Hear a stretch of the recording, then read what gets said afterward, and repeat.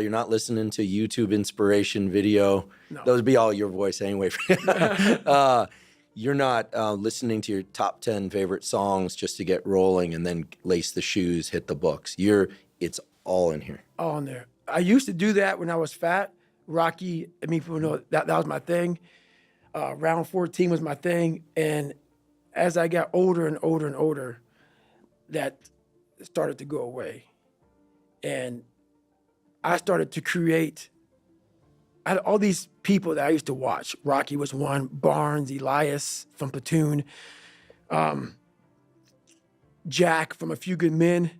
You know, he's on the stand going crazy. I saw a lot of these characters that I looked at and I was like, man, I ain't got none of that. But they were characters. After a while, I lived a life so disciplined that everybody that I once looked to, these fake characters, I built that as a man. And when I was younger, I had this image in my mind of what does a man look like to me? And I got all these people who were badasses, characters. And in my mind, I became that. And that's what kept me going a lot, was I had this pipe dream of becoming a little bit of this and a little bit of that. Because when you have no parents raising you and you have no role models growing up, it's not daydreaming. You start to create a reality like, maybe I can be that. And after becoming this guy, that is the biggest thing I can ever do in my life, is I became that guy. That I once looked at all these guys, now I look at myself like, God, who the fuck can do that? I can. But what it takes is a discipline that no one can ever even, they don't understand it. They don't understand, but everybody has the ability to do it, but they just don't want to. They want to keep asking questions and keep going to seminars. And the greatness is right in you. And that's why, once again, I'll say this a million times here, I do not feel sorry for you. I will not sugarcoat what I'm going to say to you, because all of you know what I'm saying is the truth. Everybody knows it's the truth. This is what it looks like. And you know it too. You know it too. This is what, if you ain't got nothing, I hate to tell you, what it looks like is ugly. It's not a documentary. It's not an HBO special. You ain't gonna watch them, hey man, you guys gotta watch this. No, it's like, oh God, this looks like a train wreck. It's like a nightmare. This looks like this guy no, that's what it looks like. Hard work looks horrible. It's not motivating. It's not motivating at all. It ain't like Rocky round 14 where he gets knocked down and goes like this to Apollo Creed. It looks like a man being stuck in a fucking dungeon and there's no fucking way out. But you have the fucking key. But you refuse to use it. And that's nothing motivating about that. So yes, no documentary on David Goggins. The real life. The real David life. Goggins is the documentary. It's already being written. You're it. Right. Yeah. I'm gonna share a little neuroscience tidbit. Love it. But I think it's one that you'll appreciate. Most people don't know this, but there's a brain structure called the anterior mid-cingulate cortex. As we pointed out before, that's a noun, it's a name, it doesn't mean anything. Right. We could call it the Cookie Monster. Right. But what's interesting about this brain area is there are now a lot of data in humans, not some mouse study, showing that when people do something they don't want to do, like add 3 hours of exercise per day or per week, or when people who are trying to diet and lose weight resist eating something. Right. When people do anything that and this is the important part, that they don't want to do. Right. It's not about adding more work, it's about adding more work that you don't want to do. Yes. This brain area gets bigger. Yep. Now here's what's especially interesting about this brain area to me. And by the way, I'm only learning this recently because it's new data, but there's a lot of it.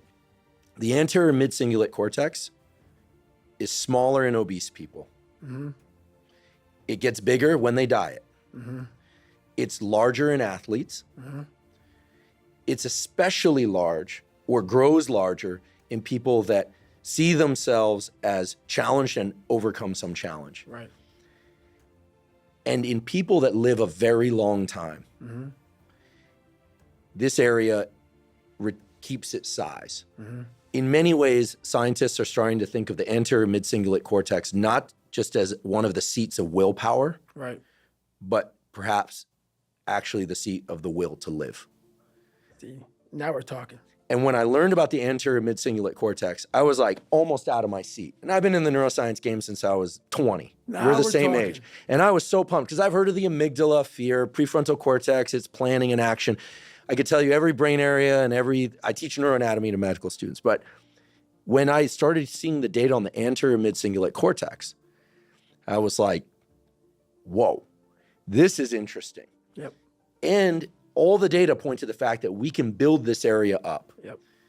But that as quickly as we build it up, if we don't continue to invest in things that are hard for us, that we don't want to do, that's the part that feels so Goggin-esque to me, that we don't want to do. Mm-hmm. Like if you love the ice bath, yeah, I love the ice bath, and you go from 1 minute to 10 minutes, guess what? Your anterior mid-cingulate cortex did not grow. None. But if you hate the cold water, if you're afraid of drowning and you get into water and put your head under, then your anterior mid and survive, then the anterior mid-cingulate cortex gets bigger.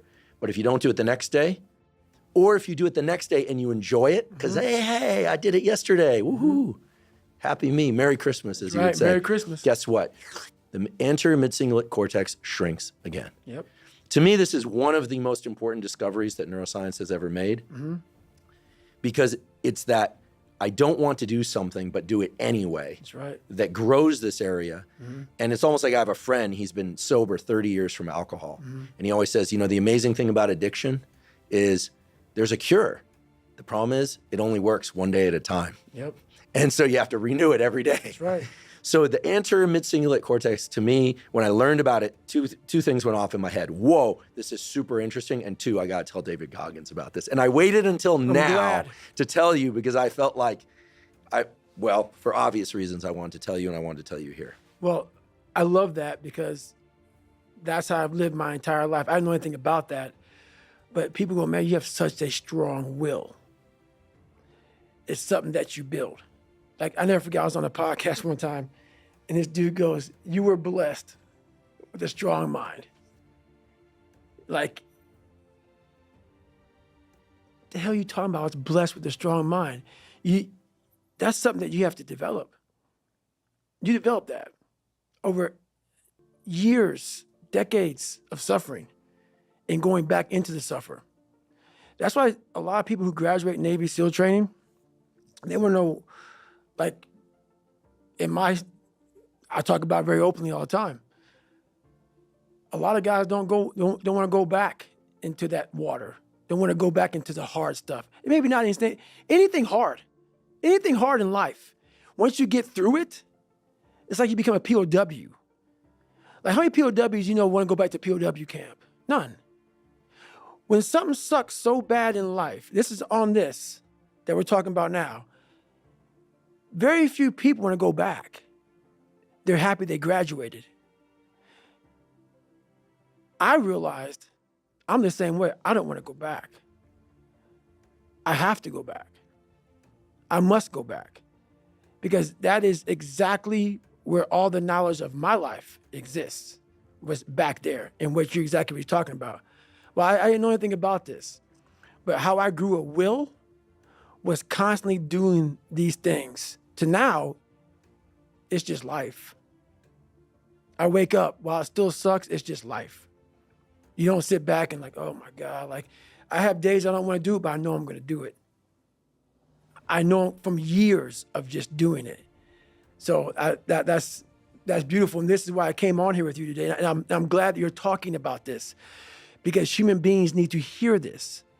They need to stop hearing these hacks on this and that. There's no fucking hack, bro.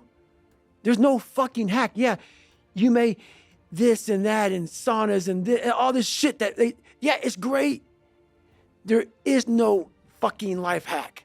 To grow that thing, how do you grow it? Do it and do it and do it and do it. That's the hack. The hack is gonna fucking suck. And that's what I realized. Life, that's why I wanted to come on here today. I didn't want to come on here and talk about no fucking passion and purpose and how to get the fuck out of bed and how to hit a fucking alarm clock and all this catchphrase bullshit. Because that wasn't how I lived. That wasn't how I lived. I woke up like every human being does and goes, fuck, man, I'm a fucking piece of shit today. How the hell is this going to work out for me? And you fight that. You don't override it. There's no override button. It's the conversation in your fucking, in your head. So how do you do that? We don't have enough of these conversations about the real conversation that every human being is having. And they have no idea how to get out of it, but they do. It's that shit right there, man. You gotta build your will. How do you build your will? Exactly what you said, man. Exactly what you said.